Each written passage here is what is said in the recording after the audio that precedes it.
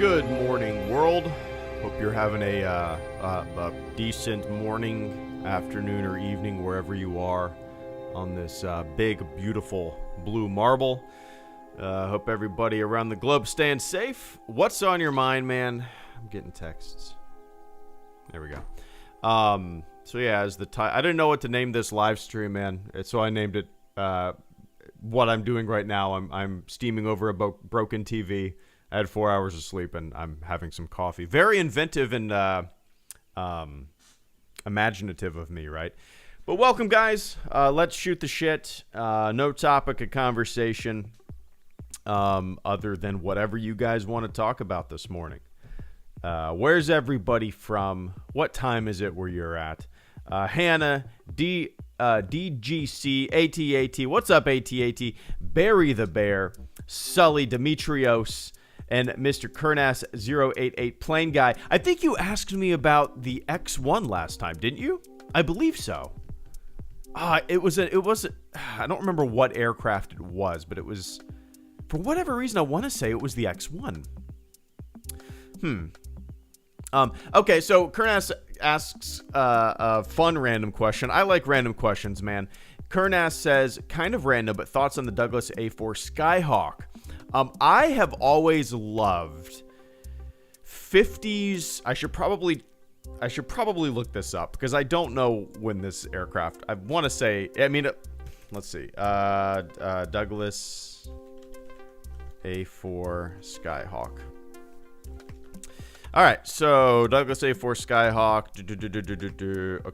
Okay, first flight was 1954, and it wasn't retired.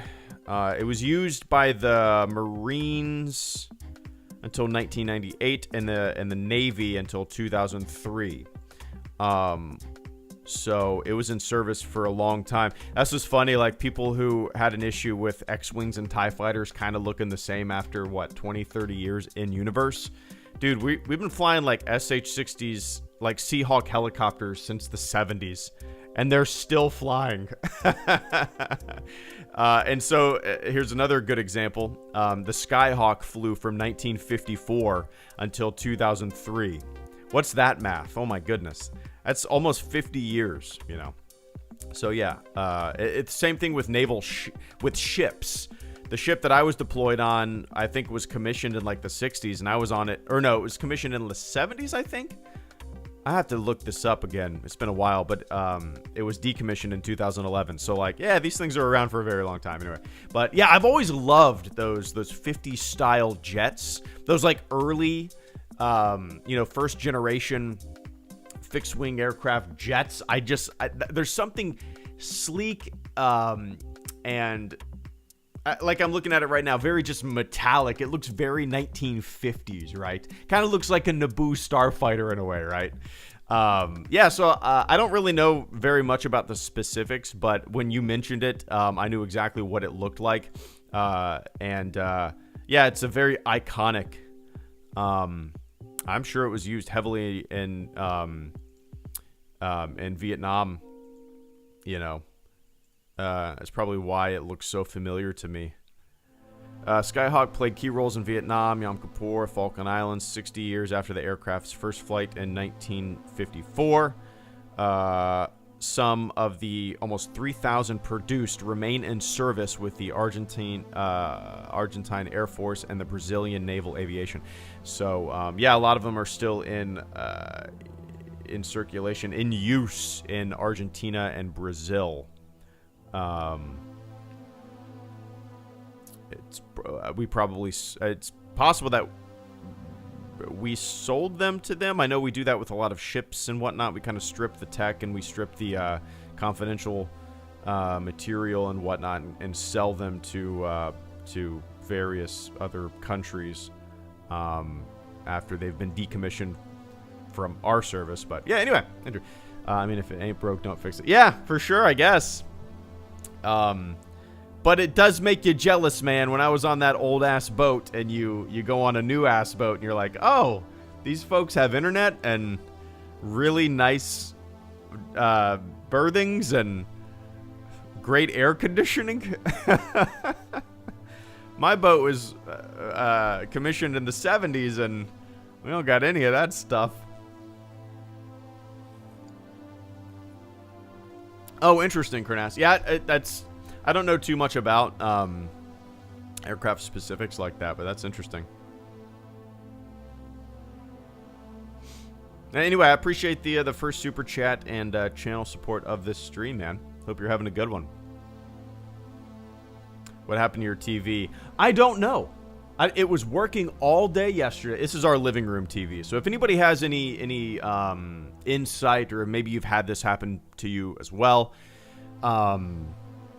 it's our living room TV. It was working all day yesterday. We turned it off after dinner and we went upstairs to play with our daughter.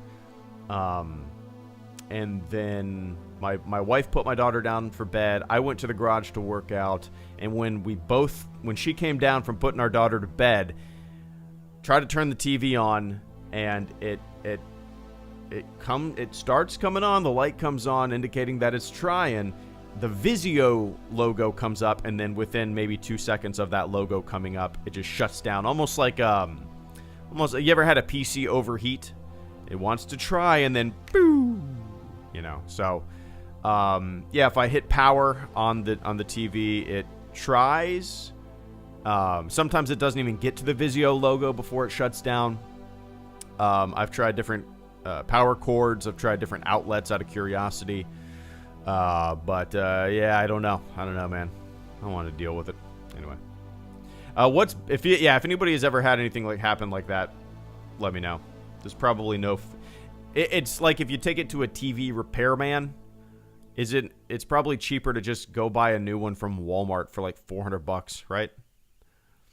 Maybe not, but I don't know. Trayson, what's better, pancakes or French toast? Ooh.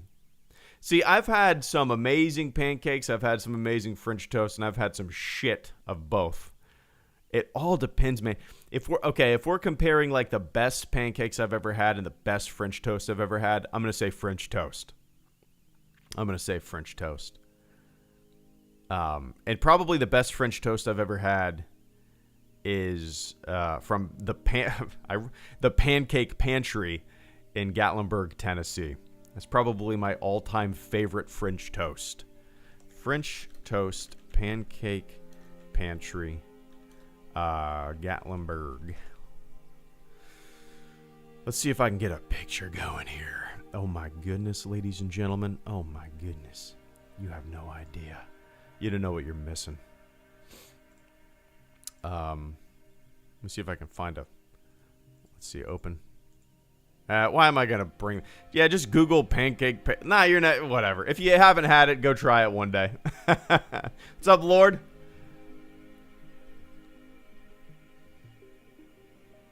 My son threw a toy at our 4K Sony Bravia a few years ago. I'm still waiting to buy another one. We are waiting to see how our daughter's arm is. Nice. Perennial force.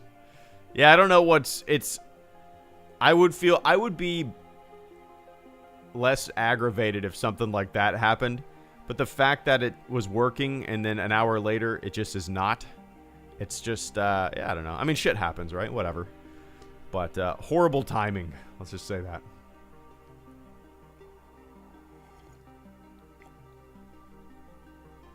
Last time I had a TV short out, it also killed the DVD player plugged in, replaced them both. Oh, yikes.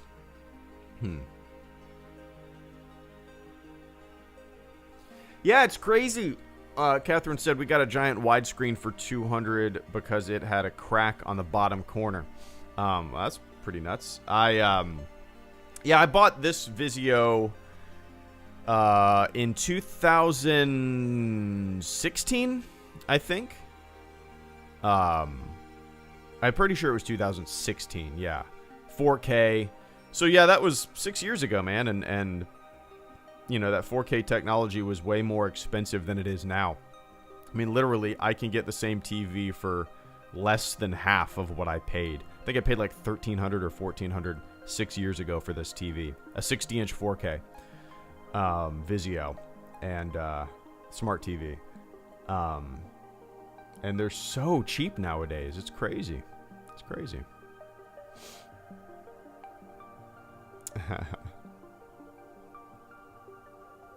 Thoughts on the Star Cruiser?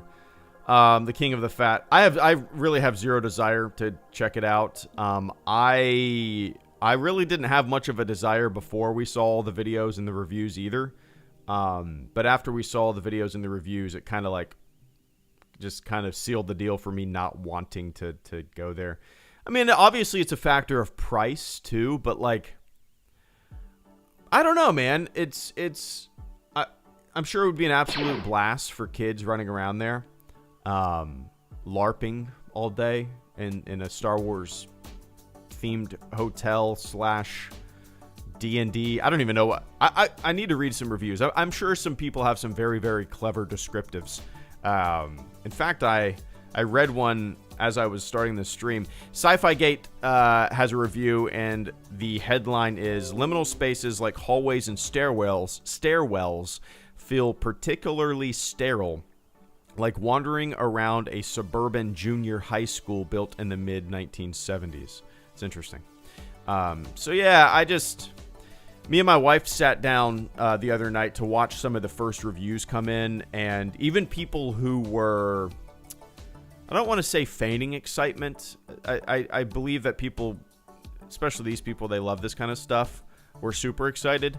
But even like their excitement couldn't sell me because it's just not really something that interests me.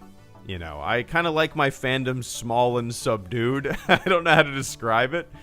And the idea of like being in a Star Wars themed hotel.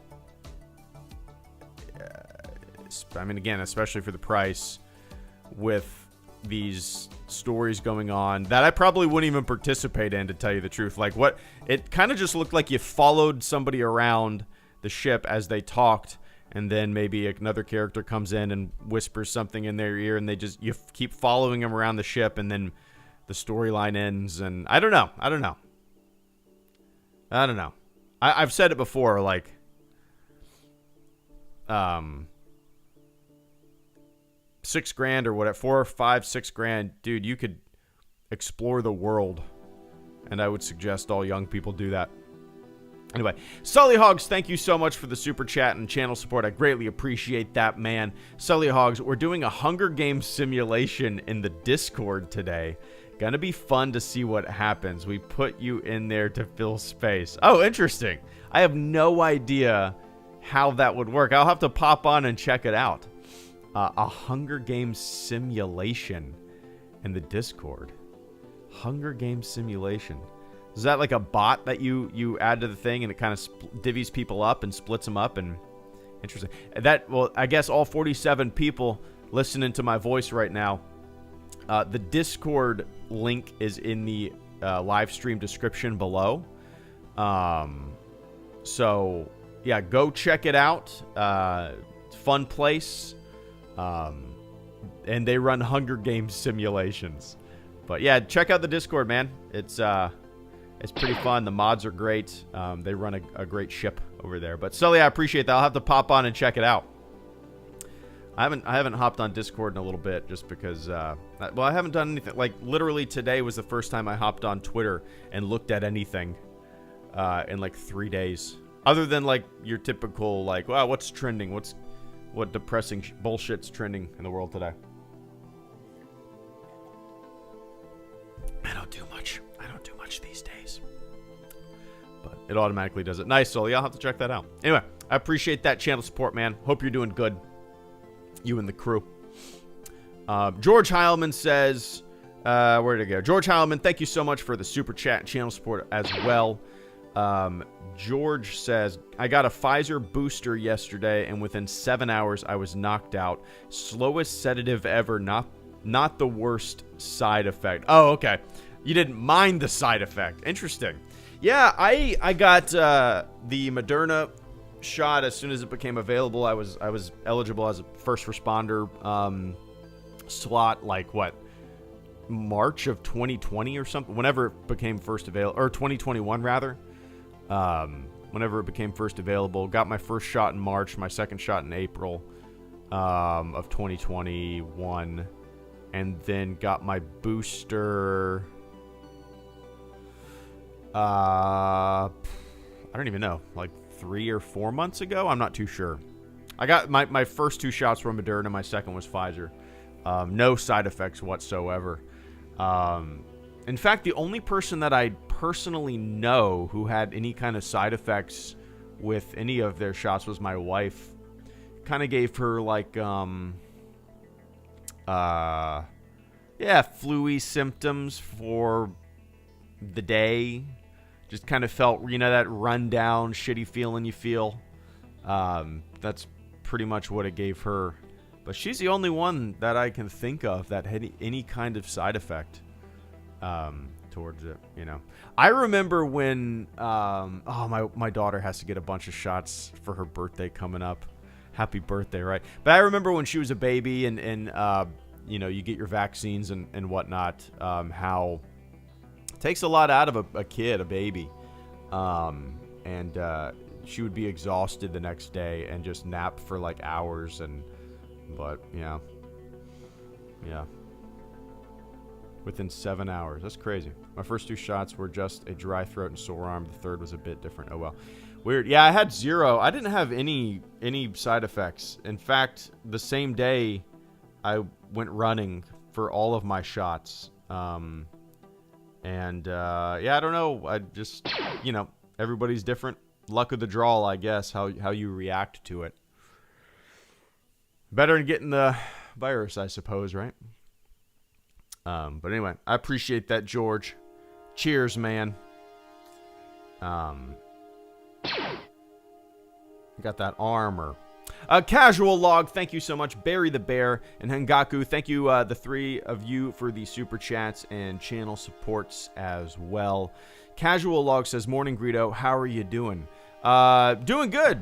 Doing good. I have some big shit in the works, work-wise, career-wise, that I'm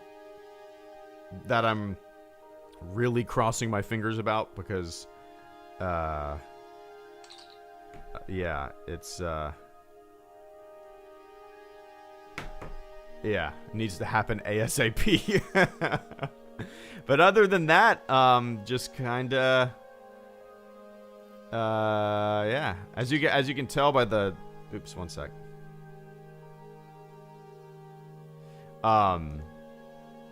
At the, if you can tell by the title of this stream, I got a broken TV and 4 hours of sleep last night. There's no rhyme or reason for why the TV's not working. I don't know. It starts to boot up. The Vizio logo comes on and then it just shuts down, like it's overheating or something like that. I don't know.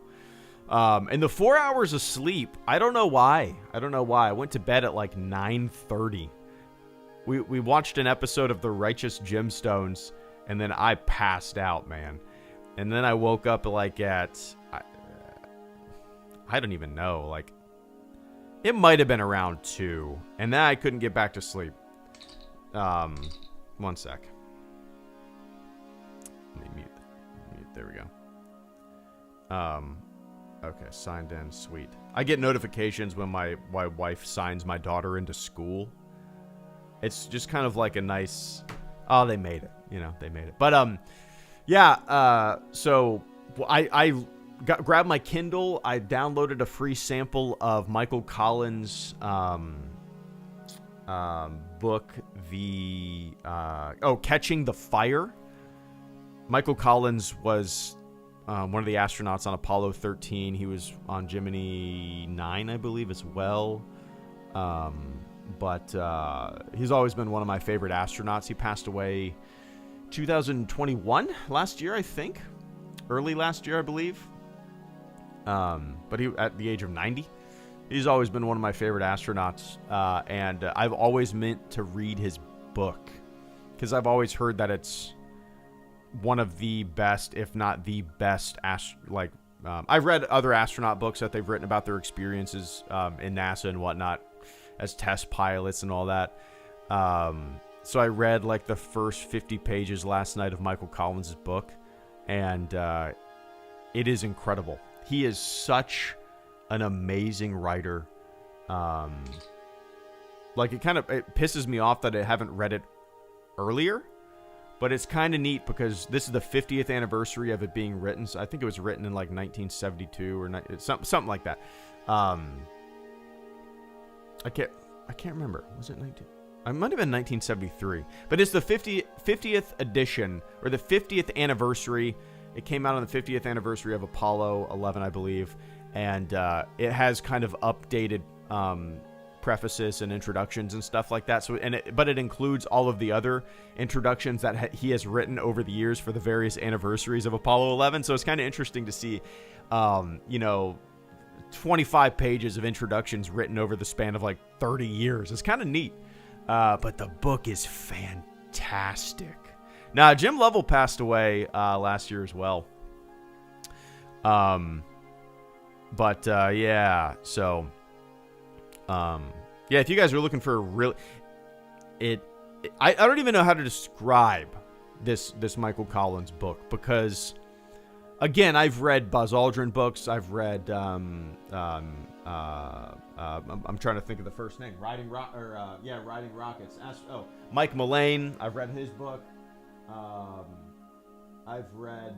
I'm looking behind me because I have a bunch of them behind me. I've read Gene Kranz's Failure is Not an Option. But this Michael Collins book is by far the best written. It's funny. It's sarcastic. He is such a good writer. Like, it is such a good book. Anyway. George, I think there's only four moonwalkers. Dave Scott, I believe. Yeah, Dave Scott's still alive. Buzz Aldrin's still alive. Charlie Duke is still alive. And Harrison Schmitt is still alive. Those are the only 4 moonwalkers who are still alive. Now, Fred Hayes is still alive. He was the command module pilot for Apollo 13. But yeah, when it comes to people who have stepped foot on the moonwalkers, you got Charlie Duke, you got Harrison Schmitt, you got Dave Scott, and you have Buzz Aldrin. So, yeah. Anyway, how did we get on that topic? Casual? Reading astronaut books at 2 a.m. There you go. Anyway, I appreciate that, man. Hope you're doing well as well. No, Neil Armstrong passed away in like 2018, 2019.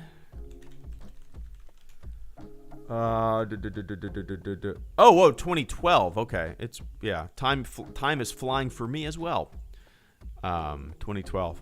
I actually have Buzz Aldrin's autograph from a book signing. It's kind of a shitty story how I got this autograph. I guess I'll tell it. Barry the Bear and Hangaku, thank you so much. Let me tell you this stupid story. So it was like 2008 or 2009. Actually, I can look it up. Magnificent Desolation.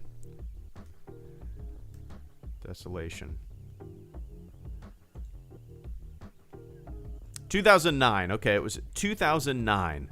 And Buzz Aldrin's book, Magnificent Desolation, was coming out. And, I'm a lifelong NASA obsessive, Apollo obsessive, space exploration obsessive. Know a lot about all of it. So I found out that Buzz Aldrin was going to be in Orlando. And I got super excited. This was 2009. I was kind of new at my Navy command. So I talked to my maintenance chief and my maintenance officer. And I was like, guys, and they were cool. You know, I worked side by side with them. It wasn't like this weird relationship. They were cool. And I was like, guys, I'm obsessed with this stuff. Can I please, Buzz Aldrin has, a book signing, in Orlando. Can I leave a little early and drive down there? And, it would mean a lot. And they were so fucking cool about it. And they were like, yeah, go for it. We know this means a lot. So I hopped in the car. I drove from NAS Jax down to Orlando, Florida, which is only like 2 hours. And I get to where this book signing is going to be. I'm so fucking excited. I'm going to meet a personal hero of mine, one of the many heroes in this space that I just I admire. And when I show up, it's like there's like barely anybody there. And I was like, what the hell? So I thought maybe I had the wrong place. And this is well before smartphones. It's 2009. I printed a MapQuest directions to get there. So I'm like, do I have the wrong place? And I walk in, and the guy I was like, is this where the Buzz Aldrin book signing is? And he was like, yeah, but he had to bump it up from like 4 p.m. to 10 in the morning. So I showed up fully expecting to meet and take a picture with maybe and get, an autograph from Buzz Aldrin. And he was there like 5 or 6 hours earlier than when I showed up. But luckily they had like a few books that had been signed sitting there, and so I was like, yeah, I'll take one. But I didn't get to meet him. I mean, it's still cool that I have his book signed, but it would have meant more to me to have met him, But yeah, I mean, luckily I had some cool maintenance officers that let me go down to that, or some great leadership that let me go down to that for nothing. I mean, I still have the autograph behind me. It's in the Magnificent Desolation book. But yeah, anyway, I got my Gene Kranz autograph hanging right in front of my computer monitor. It says, "To my name, tough and competent, Eugene Kranz, Flight." Pretty badass. He signed 2 pictures for me. And then Gene Kranz gave me a print off of Mission Control, the Foundations of Mission Control. It's like something that he printed and gave to me, and it says, "To my name, failure is not an option," and then he signed it. And it was just something that I told him, what I was doing and in life right these days, and about the fighter stuff, and how much I appreciated his leadership qualities and stuff like that. Yeah, it was crazy to receive a bunch of stuff. Yeah, nuts. One of my big Gene Kranz fan. Anyway, Barry the Bear, thank you so much for the super chat and channel support and the patience as well. Barry the Bear says, "Morning, Greedo. Working right now. Super excited to finish my new PC this month before the Skywalker saga. Any non-Star Wars games coming out caught your eye?" So yeah, I'm excited for it too. I'm actually planning on building a new PC within the next year. If I had to guess, I'll probably kick it into gear like later this year around Christmas or so. I haven't looked at hardware in so long. Like, I built my PC in 2015 in anticipation for Battlefront 2015. So it's already been a pretty long while. It's kind of crazy, but yeah, I'm really excited to build a new one when I can. Really, things are tight, but yeah. So when it comes to non-Star Wars games that have maybe caught my eye, Barry, really the only one that I've really had a desire to play is Cyberpunk. And I know that's been out for a little while, but I haven't really paid much attention to video games since that came out. And in terms of games that have come out, it's really the only one that's piqued my interest. Now, that being said, the other day I did reinstall No Man's Sky, and I installed Starbound, both of which I barely have any memory playing. Like, I have 30 hours, I think it's like 30 hours logged in No Man's Sky when the game first came out, but I haven't touched it since then, and I'm really curious what they've added, and I've heard it's great now, you know? So, Other than that, man, like I would love to check out Dying Light 2, because me and my buddy played the first Dying Light together, and it was a good co-op game. It was a good co-op game. Other than that, goodness, I don't really have a desire to check out Elden Ring. Doesn't look like it's up my alley. Kind of looking at new releases right now. Yeah, still Cyberpunk and maybe Dying Light are the two ones that have really, really piqued my interest lately. And other than that, in all honesty, like, now I'm sure when I build a new PC and I get settled into this new career and I have some more time to kind of play and stream and you know, that 24 on 48 off schedule is going to be great, but I'm sure I'll have more time to kind of look into some things. But yeah, man, as of right now, I don't know what else I would want to play. You can snag Cyberpunk for $10. Oh, really?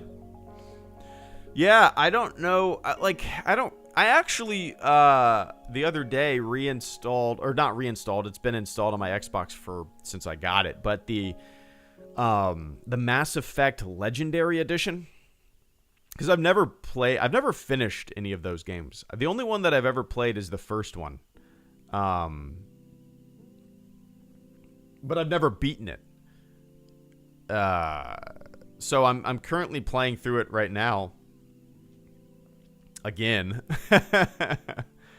But yeah, I've never beaten any of those games, and I've only played the first one. So it's kind of that's my biggest goal right now when it comes to video games is finally beating the first Mass Effect game. But I'm not really excited for anything coming this year either, to be honest, except maybe the new Zelda. We have a Switch, man, but I barely played it. It's kind of stupid. We bought it a couple years ago, and for whatever reason, we never really touched it. We played some Mario Kart, some Mario. I got Zelda, but I don't know. It's really hard for me to find time to play games these days with a kid, and got a lot going on. And again, I'm sure that will. I'm hoping that kind of smooths out, and I'll have some more time for games in the not too distant future. But the past couple, I would say the past 4 years, really, since my daughter was born, I haven't really played anything. The occasional, like, man, I don't even know. I definitely haven't beaten any games. I'll occasionally, like, sign up for Xbox Game Pass, and I'll install a couple games and just fiddle with them for a little bit. But that's basically the extent of my video gaming. But yeah, hopefully that'll change. Minus a kid. There you go. Yeah, kid changes all that for sure. It's like, yeah, it's tough. When she goes to bed, it's like I don't really want to play a game either. Go run, go work out, hang out with the wife, watch something that we want to watch, you know. But anyway, I appreciate that, Barry. And Hengaku, thank you so much for the super chats and channel support this morning. Hengaku says, I wish I had a clone army under my control to send to Ukraine. Clone army, there you go. I'm sure that would help immensely. I hope we'll see Obi-Wan chatting with Qui-Gon's Force Ghost in the Kenobi show. I've been waiting for this since Revenge of the Sith. If I had to guess, man, I would guess that Qui-Gon's Force Ghost will be in there. I mean, just judging by the way they've handled Book of Boba Fett and The Mandalorian with all these cameos and like that kind of stuff. If I was a betting man, I would bet on that being the case, you know. But before those shows came out, before Mandalorian second season and the Book of Boba Fett came out, I would have been like, yeah, probably not. I kind of hope they do. You know, they kind of. I bet there won't be a lot of cameos. But after those shows have come out, if you can name a character, they're probably going to show up in a future show, right? So yeah, I would be surprised if it didn't happen. But yeah. Yeah, what to do with that clone army, huh? Yeah, I'm so torn. I mean, not to get into the obvious conversation that we're going to get into. Yeah, it's tough. We probably have a lot of people from all over the globe right now. Who's closest proximity to Ukraine or Poland or that region? Anybody near a pocket of the world in the chat? I'm curious.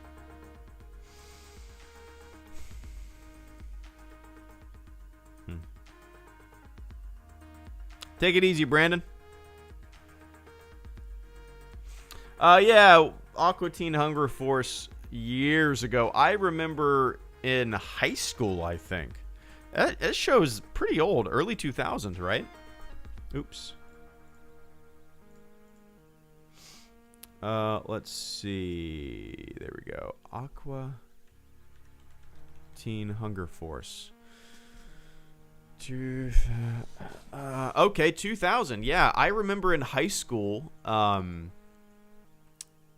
having LAN parties with a buddy of mine, and like my buddy having it on while we're playing like Ultima Online or things like that, you know. We used to have, we used to have so many LAN parties. I don't know if people still do that nowadays, but like I feel like it was like almost every single weekend I would go over to a buddy's house, or a buddy would bring his PC over to my house. We would have, you know, 3 of us playing Counter-Strike in my room, or I'd go over to my buddy's house and bring my PC and we'd play Star Wars Galaxies. Yeah, good times, man. Yeah, LAN parties were a lot of fun. A lot of fun. You know, nowadays it's you don't need to necessarily do that. Nowadays you got fiber internet and super fast internet, but back then I think it was a little better to you know, to link up and play and I don't know, it was a lot of fun. Get a case of balls. Do they still make balls? BAWLS, balls energy drink. I guess they do. We used to get like a case of balls energy drink, and like, cause that's what gamers do. And we would drink them as we played Star Wars Galaxies or Counter-Strike or Ultima Online or whatever. We LAN partied a lot of MMOs back in the day. If there was an MMO that came out between like the year 2000 and 2005, chances are we played it and we had a LAN party for it. But oh man, those are fun days. Fun days. Tried to do that on deployment with some.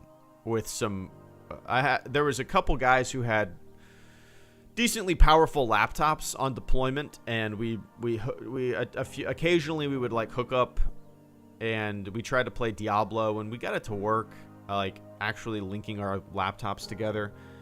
But we at a certain point we just kind of decided, whatever, we don't do this. We traded in our PC laptops for cigars on the flight deck at night. But yeah, anyway, Freaky Speedy, thank you so much for the super chat and channel support this morning. I greatly appreciate that, Freaky Speedy. Freaky Speedy says, where did it go? Freaky Speedy says, just want to say thank you for being one of the chillest, the best and chillest Star Wars YouTube channels out there. I appreciate that. Freaky Speedy. Yeah, it's I never know what to say when anybody ever says that. Just it's me. You guys know me pretty well, other than not knowing me at all. But yeah, I guess I'm a pretty laid back, no worries kind of person for the most part. Especially when it comes to YouTube and Star Wars and goofy shit like that, right? It's important to have a little bit of perspective on what you're doing on the internet, and not just immediately being an asshole to every single person. Yeah, it's fun, man. That's number one thing, right? If you have a Star Wars YouTube channel, what are you going to do? Just sit around bitching and moaning about every little thing? No. What a miserable existence that would be. I'd rather just kind of, I don't know, talk about broken TVs and 4 hours of sleep and bullshit about French toast from time to time, right? But Freaky Speedy, I appreciate the hell out of that generous super chat and channel support this morning. Cheers, man. I appreciate that.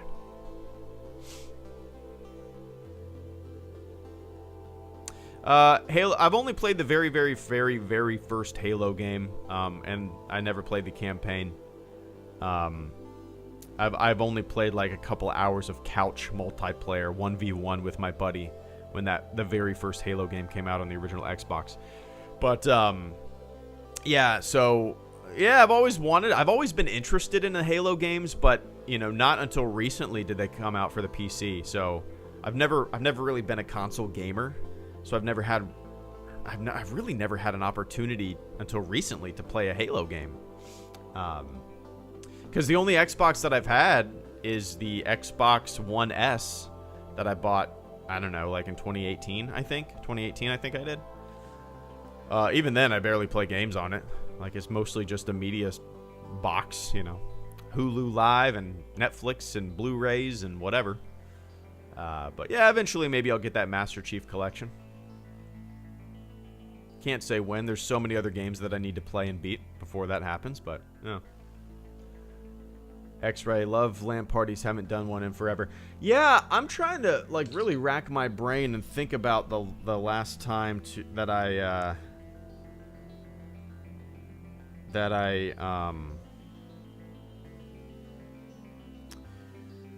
did a LAN party. I mean, it was definitely before the Navy.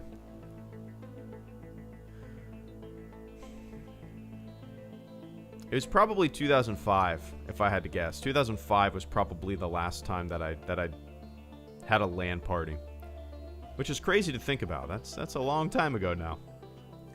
No idea what we would have been playing, but yeah.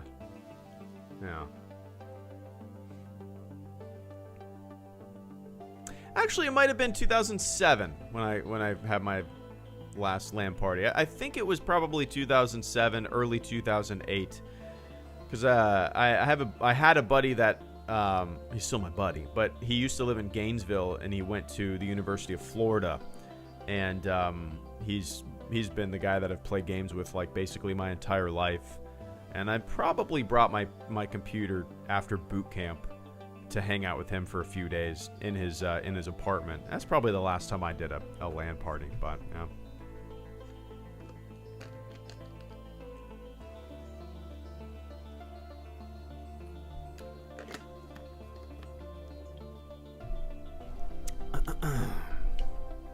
Anyway.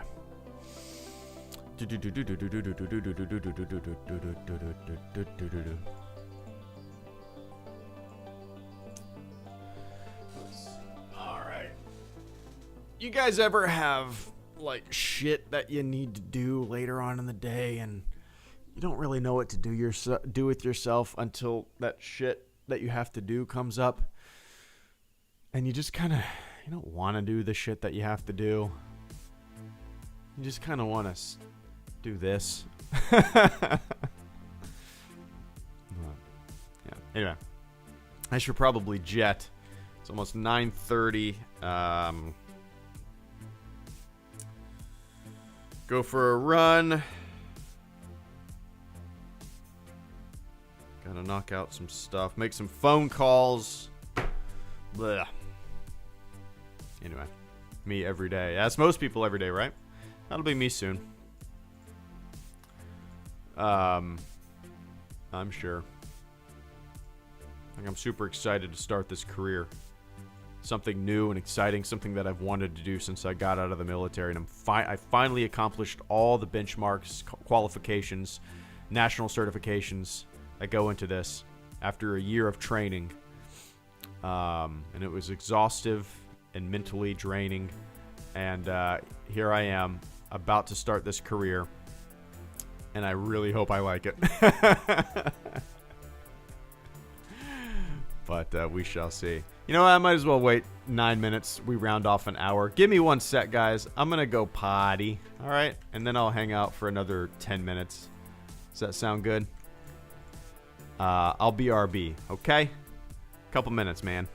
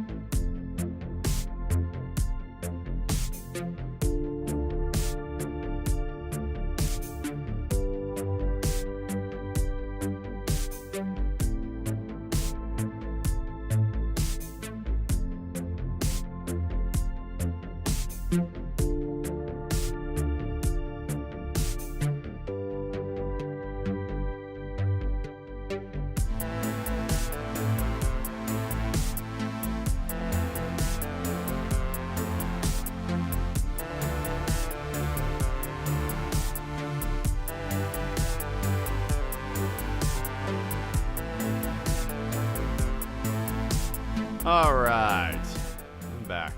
Where was I? Thanks for waiting. Oh.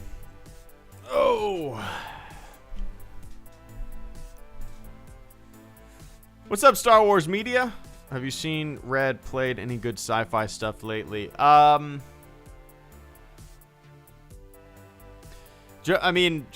read I love reading nonfiction. I'm reading Michael Collins' book right now. It's called Catching the Fire.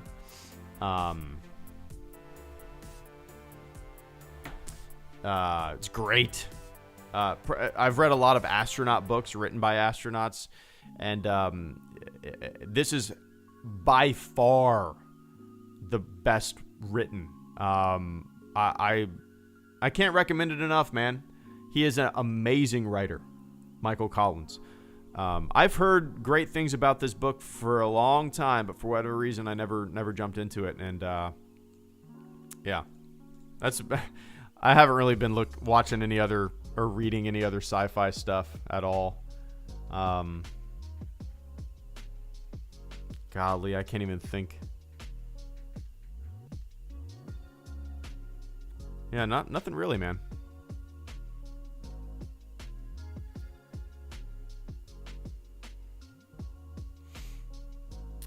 Timothy, I'm volunteer on the structural side, part-time on the forestry side. Have loved every minute of it. Oh, nice. Yeah, we had a couple weeks of forestry training. For whatever reason, man, the structural stuff isn't as frightening as the forestry stuff. Like the way wind can whip a fire into a frenzy and just have it rip and roar through brush is mind-blowing. Yeah, crazy. How it can just completely overwhelm people. Yeah, it's nuts. Yeah. Anyway. George Heilman and Barry the Bear, thank you guys so much for these super chats once again. George says, which Ewoks movie do you think would make for a better satirical BS video, Caravan of Courage or Battle for Endor? I've actually never seen either of them, George. I own them. I have them on my computer. But in all honesty, I don't think I've ever sat down to watch one start to finish. And I think that would make for a really fun video in the future. Yeah. I have been meaning to watch those forever. And I don't think I've ever sat down to watch. Let me see. Do I have them on? I think I still have them on my PC. Do I? Oh, man, I might not actually. I thought I did. I guess I don't. I mean, maybe they're on an external hard drive, but yeah, I've never seen either of them. And in fact, the Ewoks cartoon, I've only seen like one episode just because I played it for my daughter not too long ago on Disney Plus. And we watched maybe 5 minutes of it, and she was not interested at all, nor was I. But yeah, maybe that'll make for a fun video in the future. I need to start writing some video ideas down, right? I don't know. What do you guys think? Has anybody out there? They are on Disney Plus? Okay. That makes sense. Yeah, if it wasn't for this channel, I probably never would check them out, but I think it would make for fun videos. Yeah. Yeah, I've seen the holiday special quite a bit. Battle was more crazy of the two. Okay. I'll have to look them up, see which comes first, if it even matters which one you watch first, you know? Alright, adding that to the list. That would be a fun video to make. I could do, like I used to do the Inside Star Wars series where I put myself in the movies. I could do Inside Caravan of Courage or Battle for Endor. That'd be a fun thing to do. I've always wanted to do an Inside the Holiday Special video. But yeah. And Barry the Bear, thank you so much for coming in with the final super chat and channel support. Before I hop off here and go for a little jog and make some phone calls and do some bullshit that I need to do for the day. But Barry the Bear says, that's that morning coffee hitting. LOL. Indeed it is, my friend. Indeed it is. I drink way too much coffee throughout the day, not just the morning. We wake up in the morning, either my wife or me roll out of bed and make 12 cups every single morning. 12 cups of coffee, a full pot of coffee. And I have 2 cups before she heads off to work. She usually has a cup before she heads off to work. She takes some to go. And then I drink the rest of it throughout the day. Usually it lasts until about 11 or noon. And then when my daughter gets home from school, I usually make 4 cups. She's about 4 years old. I'll throw her in the bath. I'll have a cup of coffee while she's in the bath. And then I'll usually have a cup of coffee while I'm making dinner. That is so much. That cannot be good for my stomach. My stomach probably has holes in it. I don't know. Is it? I've never looked it up. It's probably way too much coffee though. Imagine what if like my guts and my insides just everywhere is just stained brown from coffee. Can't be good for you, right? Oh well. Anyway, I appreciate that, Barry the Bear. Cheers, man.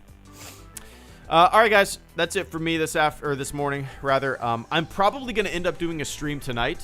I'm trying to think.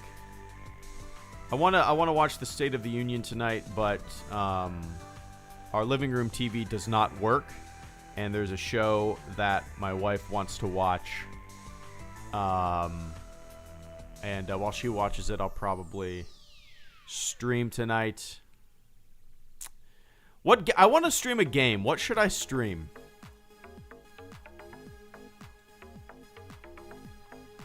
What should I stream tonight?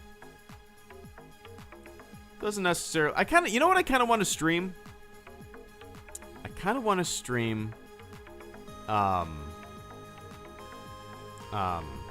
Why can't I think of it? No, my heart rate is...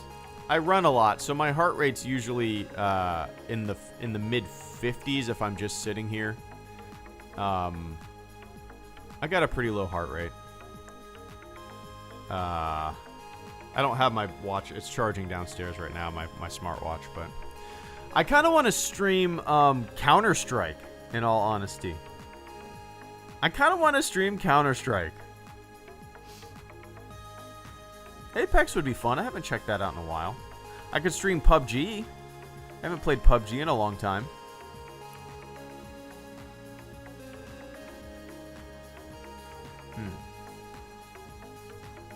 Postscriptum is a fun game. Minecraft. I've played Minecraft for maybe an hour. Oh no, I played it, well, maybe an hour on my Xbox because it came with my Xbox, but I played it for maybe an hour or two with Discord mods. They made a HelloGreedo. I don't know if it's still up, a HelloGreedo or a HelloGreedo Minecraft server. It's pretty incredible. Yeah, maybe I'll play some Counter-Strike. How about that? So, just a throwback non-Star Wars game. That'd be fun to probably Counter-Strike Source. Probably Counter-Strike Source. That's the one I played the most of. I swear, when I play Counter-Strike tonight, I'll probably get the itch to host my own servers again. I'm sure most of you guys have heard the spiel, but I used to host my own Counter-Strike servers and make my own maps. I used to make my own Counter-Strike maps a lot, and it was just one of the most... I loved it. Some of my favorite video gaming memories I've ever had. Hosting my own servers, making my own maps. It was such a blast, man. Anyway, alright guys, that's it for me. I'll see you tonight for a little bit of Counter-Strike. If that falls through, I don't know. I'll let you know on Twitter, or you just won't see me. But, alright guys, Counter-Strike Source tonight. Something different, something fun. Alright, that's it for me. Alright everybody, thank you so much for hanging out. To everybody who supported the channel through Super Chats this evening, I appreciate the hell out of it. Cheers, man. Enjoy the rest of your morning, your afternoon, your day, wherever you are on planet Earth. Stay safe out there, and I'll see you on the flip side. See ya!